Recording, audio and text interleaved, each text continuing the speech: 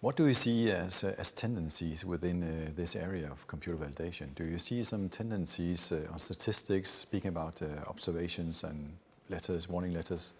It's sort of a combined thing. We see information in non-compliance letter. That has been a huge change now the last years, because we have this UDRA GMDP database that is open to the public now. So anyone can go in there and see if any European authority issues a non-compliance letter, and there is a little summary of the deficiencies. And only 2016, 14 so far, April it's yes. now, yeah. And so far there are 14 non-compliance letters in that database, and half of them have issues related to either computerized systems or data integrity related things. So it's a common theme in a lot of non-compliance letters.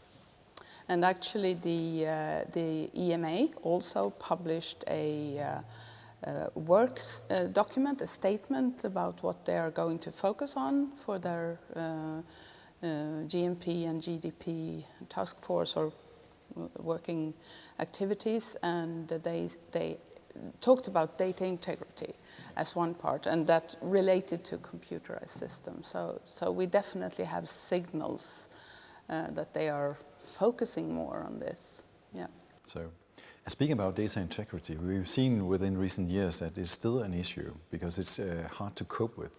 It's hard to understand what is it that we need to ensure to be in compliance with the regulatory issues on, or regulatory requirements on data integrity.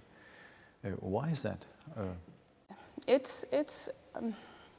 I cannot find a lot of information from the regulatory, from those guidance from those non-compliance letters, but I have read a little document, a very interesting document from the MHRA, the UK or the regulatory body in England, and they published a guidance document on data integrity. And they start very high up and say that data integrity is as important for paper documents as for electronic records. And so it's a general concept, not only related to electronic documents. But why is it still a problem for industry?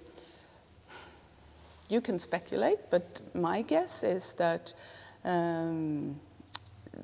what I see when I'm out there auditing, I see that a lot of companies are trying to do more with less. Yes. And when people get stressed and when they don't really have the tools, sometimes people take shortcuts, and then you have data integrity problems.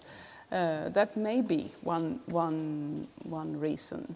That if you don't have proper tools to work with, or if you don't modernize and use better systems, you create a lot of workarounds, and those workarounds sometimes fails. And then when you get an audit or an inspection, you will find mismatching data in paper records or in the system. And so that could be one explanation.